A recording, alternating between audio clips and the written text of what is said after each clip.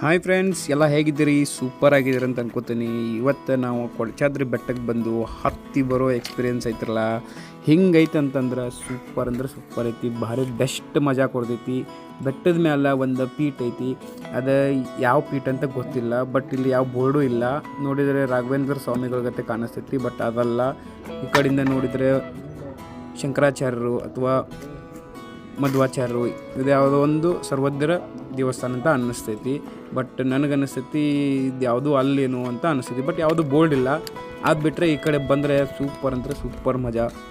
ಇದಕ್ಕಿಂತ ಚೆನ್ನಾಗಿ ಹೇಳಬೇಕು ಅಂತಂದರೆ ಇದೇನು ಟ್ರೆಕ್ಕಿಂಗ್ ಇದೆಯಲ್ಲ, 2-3 ಕಿಲೋಮೀಟ್ರು ಸೂಪರ್ ಆಗಿದೆ. ಅದಕ್ಕಿಂತ ಮುಂಚೆ ಒಂದು 10-15 ಕಿಲೋಮೀಟ್ರು ಜೀಪಲ್ಲಿ ಬರಬೇಕು. ಆ ಜೀಪಲ್ಲಿ ಮಾತ್ರ ಬರೋಕ್ಕೆ ಸಾಧ್ಯ.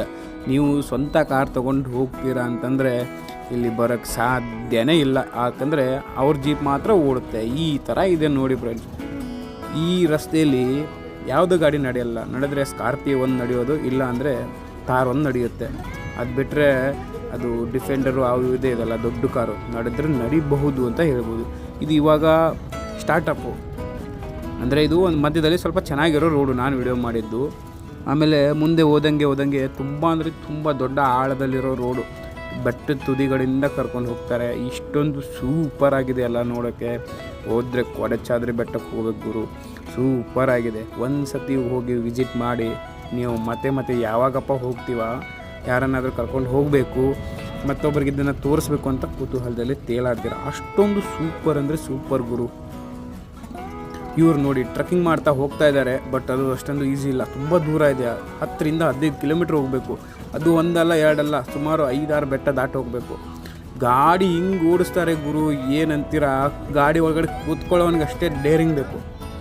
ಇವರು ಓಡಿಸೋ ರೇಂಜ್ಗೆ ಅದು ಅಷ್ಟು ಸೂಕ್ಷ್ಮವಾಗಿರೋರು ಯಾರೂ ನಡೆಯಲ್ಲ ನೋಡಿ. ಎಷ್ಟೊಂದು ಸೈಡಿಂದ ತಗೊಳ್ತಾ ಇದ್ದಾರೆ ನೋಡಿ ಗಾಡಿನ, ನೋಡಿದ್ರಲ್ಲ. ಇದಷ್ಟೇ ಅಲ್ಲ, ಅಲ್ಲಿ ಓಡಿಸೋದು ನೋಡಿದರೆ ಅಲ್ಲಿ ಮನುಷ್ಯರೇ ಬರೋಕ್ಕಾಗಲ್ಲ ಅಂಥದ್ರಲ್ಲಿ ಈ ಗಾಡಿ ತೊಗೊಂಡು ಹೋಗ್ತಾರೆ ಗುರು. ಗಾಡಿ ಮಾತ್ರ ನಂಬರ್ 1 ಗುರು. ಏನಿದೆ ಗಾಡಿ ನೋಡಿ, ಮುಂದೆ ಒಂದು ಹೋಗ್ತಾ ಇದೆ. ಈ ಥರದ ಗಾಡಿಗಳು ಬಿಟ್ಟರೆ ಇಲ್ಲಿ ಯಾವ ಗಾಡಿನೂ ಕಾಣಲ್ಲ ಬ್ರೋ, ಯಾಕಂದರೆ ಈ ಥರ ಗಾಡಿಗಳು ಮಾತ್ರ ಹೋಗೋಕ್ಕೆ ಸಾಧ್ಯ ಈ ರೋಡಲ್ಲಿ. ಇದಕ್ಕಿಂತ ಚೆನ್ನಾಗಿ ಮಳೆಗಾಲದಲ್ಲಿ ಹೋಗಬೇಕು. ನಾವು ಹೋಗಿದ್ದು ಬೇಸಿಗೆಯಲ್ಲಿ, ತುಂಬ ಒಣ ಹವೆ ಇತ್ತು, ಮತ್ತು ಅಲ್ಲಿ ತಂಪು ಗಾಳಿನೇ ಬೀಸ್ತಾಯಿತ್ತು, ತುಂಬ ಹೈಟಿಗಿತ್ತು. ನೀವೆಲ್ಲ ಅನ್ಕೋತೀರ ಮುಳ್ಳಯ್ಯನಗಿರಿ ದೊಡ್ಡ ಬೆಟ್ಟ ಅಂತ, ಬಟ್ ಇಲ್ಲೊಂದು ಸತಿ ಹೋಗಿ ನೋಡಿ ಎಷ್ಟು ಹೈಟ್ ಇದೆ ಅಂತ. ಬಟ್ ಅಷ್ಟೇನು ಹೈಟ್ ಇಲ್ಲ, ಬಟ್ ಫೀಲ್ ಏನೋ ಚೆನ್ನಾಗಿ ಕೊಡುತ್ತೆ. ಇಲ್ಲಿ ನೋಡಿ ನಾಯಿ ಕೂಡ ಬಂದಿದೆ ಅಲ್ಲಿಂದ. ನೋಡಿ ಫ್ರೆಂಡ್ಸ್, ಈ ವಿಡಿಯೋ ಚೆನ್ನಾಗಿ ಅನಿಸಿದರೆ ಒಂದು ಹಾಗೆ ಸುಮ್ಮನೆ ಲೈಕ್ ಅಂತಾದರೂ ಮಾಡಿ. ನೆಕ್ಸ್ಟ್ ವಿಡಿಯೋದಲ್ಲಿ ಮತ್ತೆ ನಿಮಗೆ ಬೇರೆ ಏನಾದರೂ ಹೊಸದನ್ನು ತೊಗೊಂಬರ್ತೀನಿ.